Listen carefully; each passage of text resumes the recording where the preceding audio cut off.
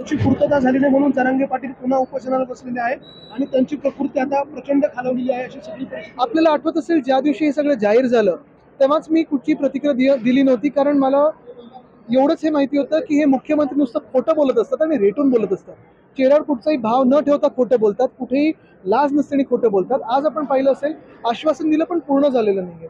पूर्णपणे मराठा समाज आपण पाहता एकत्र आला होता, त्यांच्या समोर जी काही आश्वासन दिली होती अजून काही कुठे पूर्तता दिसत नाहीये। तसंच दुसऱ्या बाजूला ओबीसी समाजामध्ये पण भीती आहे, धनगर समाज आपण पाहताय की आरक्षण मागत आहे।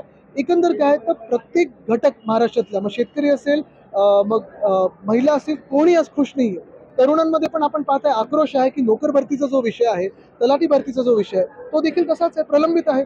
सगळ्यांना आश्वासनं मिळत आहेत पण कुठेही काही पूर्तता होत नाहीये। आज दुर्दैव महाराष्ट्राचं हेच आहे की जसं दाक्षिणातली राज्य केंद्र सरकार समोर त्यांच्या हक्काचा जीएसटीचा पैसा मागत आहेत, हक्क मागत आहेत, तसं आपलं सरकार लोटांगण घालत आहे पण कुठेही हक्क मागत नाही।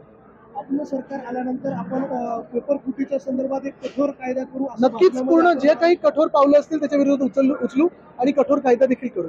आपण शेतकऱ्यांच्या प्रश्नामध्ये आज घटना, आज कांदा निर्यात बंदी केलेली आहे आणि कांद्याची तस्करी होते, शेतकऱ्यांना बाजारभाव मिळत नाही। हा तर प्रश्न आहेच महाराष्ट्रात। दुसऱ्या बाजूला आपण पाहताय की जे दिल्लीकडे चाडून गेलेले शेतकरी जे तिथे मोर्चात आहेत त्यांच्यावर जसं अश्रुधूर सोडला जातोय, लाठीचार्ज केला जातोय, काही व्हिडिओमध्ये बघितलं एखादी गोळी वगैरे पण हवेत मारलेली आहे, ड्रोननी अश्रुधूर सोडला जातोय। आपल्या अन्नदात्याला अशी ट्रीटमेंट मिळेल केंद्र सरकारकडून हे कधीच अपेक्षित नव्हतं। जणू काही चायनाच्या बॉर्डरवर हे ब्लॉक्स लावलेत, तसं ब्लॉक्स हे दिल्लीच्या बॉर्डरवर लावलेले आहेत। राज्यसभेच्या निवडणुकीसाठी काँग्रेसचे सर्वाधिक उमेदवार भाजपच्या कोट्यातून उरले। मला वाटतं काँग्रेस आता भाजपमधूनच बहुमत साध्य करणार आहे लोकसभेत। कारण आपण पाहत असाल की अर्धे उमेदवार हे ज्यांच्यावर काँग्रेसमध्ये असताना आरोप झालेत असे घेतात, वॉशिंग मशीनमध्ये धुतात आणि ते उमेदवार करून टाकतात। पण मला एकच वाईट वाटतं की आपण पाहिलं असेल पुणे जिल्ह्यात असेल किंवा आत्ताच्या पण राज्यसभेत असेल, जे कोणी भाजपचे पदाधिकारी आहेत किंवा संघाचे पदाधिकारी असतील 20-25 वर्ष जे भ्रष्टाचारी आहेत त्यांच्या विरोधात लढले झगडले, ज्यांच्यावर आरोप लावले, ते कार्यकर्ते कुठेच पुढे दिसत नाही। तो काहीच त्यांना मिळालं नाही या खोके सरकारमध्ये। ना एखादं कुठचंही मंडळ मिळाले, ना महामंडळ मिळाले, ना मंदिराचा न्यास मिळाला, ना मंत्रीपद मिळाले। मग नक्की भाजपाने साध्य काय केलं?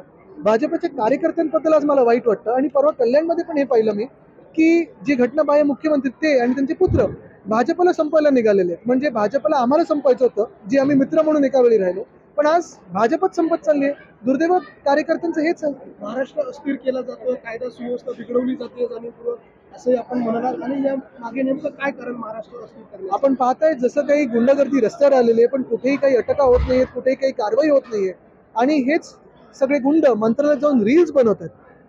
मग नक्की आम्ही समजायचं तरी काय? देश विदेशातील प्रत्येक घडामोडींचे लाईव्ह अपडेट मिळवण्यासाठी आता साम टीव्हीच्या सर्व सोशल मीडिया प्लॅटफॉर्मला लाईक, फॉलो आणि सबस्क्राईब करा। तसंच सर्व नोटिफिकेशनसाठी बेल आयकॉन प्रेस करायला विसरू नका।